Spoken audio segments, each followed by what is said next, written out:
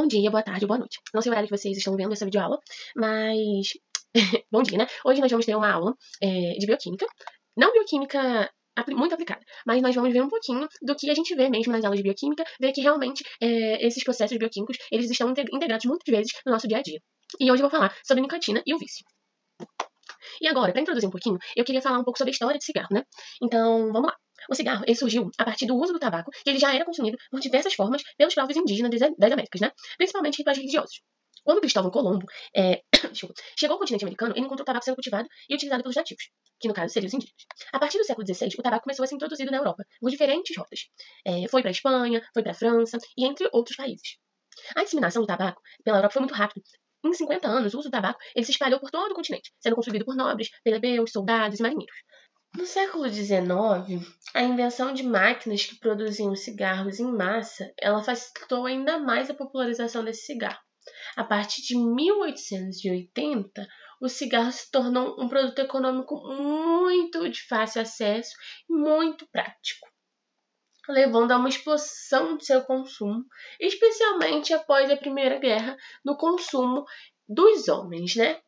A partir da Segunda Guerra Mundial, o uso de cigarro ele também se expandiu entre as mulheres, consolidando o cigarro como um dos principais meios de consumo do tabaco no mundo. A nicotina ela está presente no tabaco. Isso eu vou falar um pouquinho posteriormente. De onde vem a nicotina?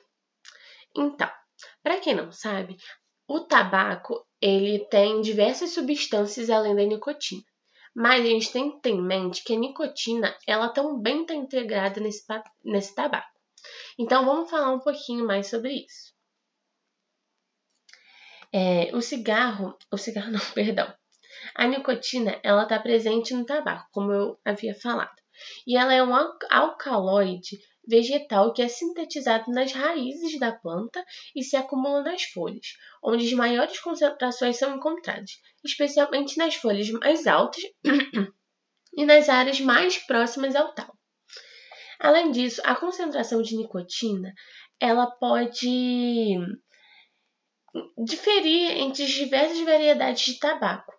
E o método de engenharia genética ela pode ser empregada para elevar o nível dessa nicotina presente na planta, né? Para quem não sabe, o tabaco ela é uma planta. Essa planta que está aqui é ilustrada, né? Vamos lá.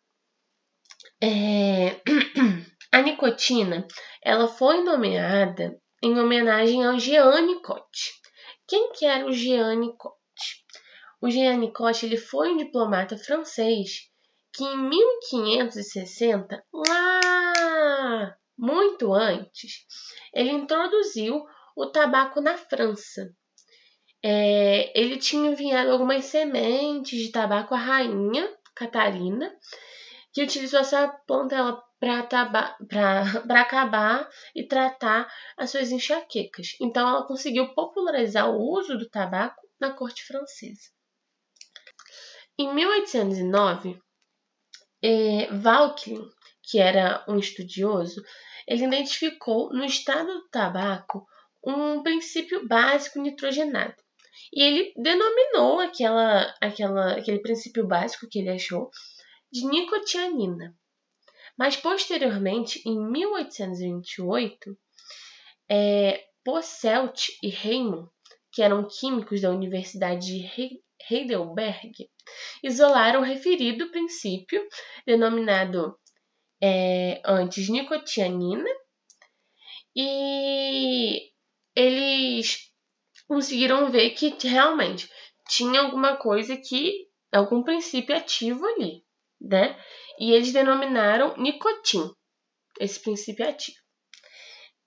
Anteriormente, em 1737, o botânico Carl Linnaeus ele classificou o tabaco, a planta do tabaco, né, como Nicotiana tabacum, em homenagem ao Jean. Então, ele solidificou a associação entre o nome do diplomata francês e a planta. né? Na França, o vocábulo nicotina já era conhecido desde 1818, conforme informa o dicionário de Robert. A fórmula bruta da nicotina, ela foi determinada em 1840 só, que é a fórmula CH10H14N2. E a nicotina, ela foi sintetizada a primeira vez em 1890. Agora eu vou falar um pouquinho sobre a proporção do fumo, né? A proporção que ela ganhou ao decorrer dos anos e como está agora no nosso mundo, né? Em linhas gerais, a gente traça aqui o panorama da difusão da nicotina. Agora eu vou falar um pouquinho sobre a proporção do fumo que se deu ao decorrer do tempo no nosso mundo, né? Em linhas gerais, traçamos o panorama da difusão da nicotina no mundo. Essa droga, ela é a mola mestre da universalização do tabaco. Como o uso dos derivados do tabaco, ele inicia-se em 99% dos casos na adolescência, aos 19 anos de idade. E mais 90% desses casos, eles já são dependentes de nicotina. Por isso, o tabagismo é considerado uma doença pediátrica provocada pela nicotina. Consome-se anualmente no mundo a fabulosa quantidade de 73 mil toneladas de nicotina, contida em 7 trilhões e 30 bilhões de cigarros fumados por cerca de 1 bilhão e 300 milhões de tabagistas, dos quais 80%, no caso 1 milhão e 40 mil, vivem em países em desenvolvimento. Agora, como a gente já viu a proporção muito alta do tabagismo, do fumo, a gente vai ver um pouquinho sobre o processo da nicotina no organismo. Então, a gente tem várias etapas, né? E a gente começa com a absorção e distribuição rápida da nicotina. Quando a nicotina é inalada ao fumar, ela é rapidamente absorvida pelos pulmões e entra na corrente sanguínea.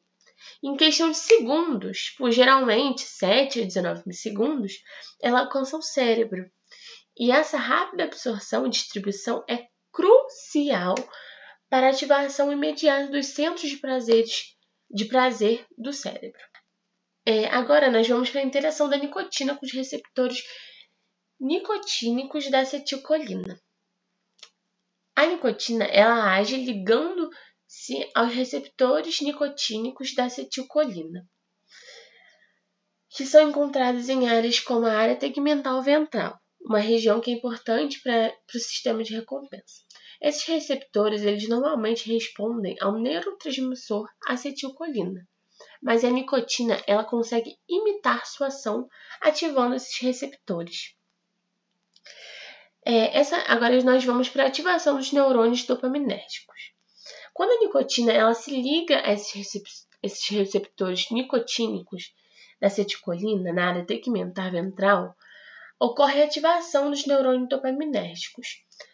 Esses neurônios eles são responsáveis por liberar a dopamina, um neurotransmissor ligado à sensação de prazer e recompensa. Agora nós vamos para a regulação da produção da dopamina. Com o uso contínuo da nicotina, ocorre um aumento da expressão da enzima tirosina hidroxilase, que é essencial para a produção de dopamina.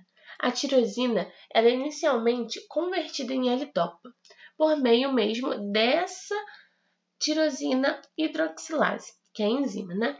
Que essa enzima ela faz a reação de hidroxilação, que é a adição do grupo hidroxilo a uma molécula.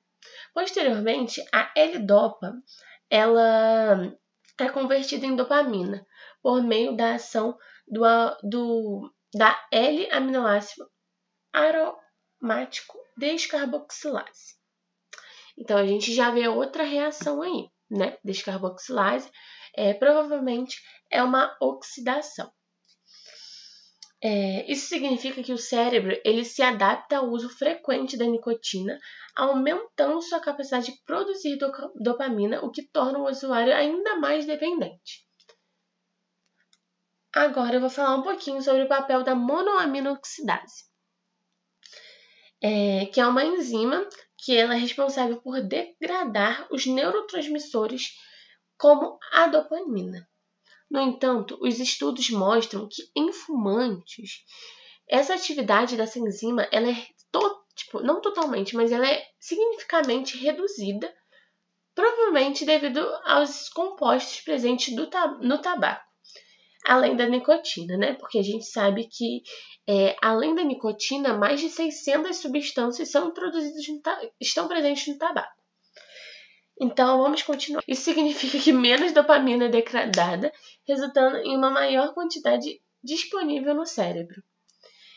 Essa maior disponibilidade de dopamina, ela intensifica os efeitos prazerosos da nicotina e contribui para a dependência. Então, essa enzima, ela é responsável por degradar essa dopamina, e como a ação dela é diminuída por compostos e também pela nicotina, ela não degrada mais a dopamina. Então, cada vez, os níveis de dopamina vão aumentando cada vez mais. Logo, vai contribuindo para a dependência do fumante, né? Porque, querendo ou não, essa dopamina cada vez vai aumentando mais e essa saciação, ela também, o nível vai aumentando. Então, ela tem que ingerir mais cigarro, ela tem que fumar mais para que ela atinja esses níveis cada vez mais altos de dopamina, né? Um pouquinho sobre a cotinina. A cotinina é um metabólito da nicotina. Ela também desempenha um papel importante. Embora ela não ative os receptores nicotínicos de acetilcolina da mesma forma que a nicotina, mas ela pode influenciar a sensibilidade desses receptores e prolongar os efeitos da nicotina no cérebro. A presença de cotinina pode ajudar a manter a sensação de recompensa por mais tempo, mesmo após a eliminação da nicotina no corpo. Agora eu vou falar uma curiosidade, assim, que eu não coloquei no slide, mas há um tempo atrás, a amônia ela foi introduzida no tabaco. E os fabricantes, eles falavam que essa amônia, ela seria introduzida no tabaco para dar um sabor diferente, um aroma diverso, mas não. É porque a amônia, o que acontece? A amônia, ela adicionada ao tabaco, ela consegue aumentar a liberação da nicotina no nosso organismo. Além disso, a amônia ela eleva o pH do tabaco. Então, o pH do tabaco ele fica mais alcalino, ele fica mais básico, sendo mais facilmente absorvível no nosso sistema. Então, isso significa que mais nicotina entra no nosso corpo e mais nicotina permanece no nosso sistema por mais tempo.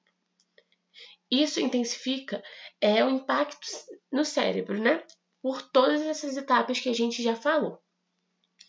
E essa maior retenção de nicotina no organismo, ela também reduz a sua eliminação pelos rins, aumentando ainda mais a concentração de nicotina no sangue e reforçando assim mais a dependência.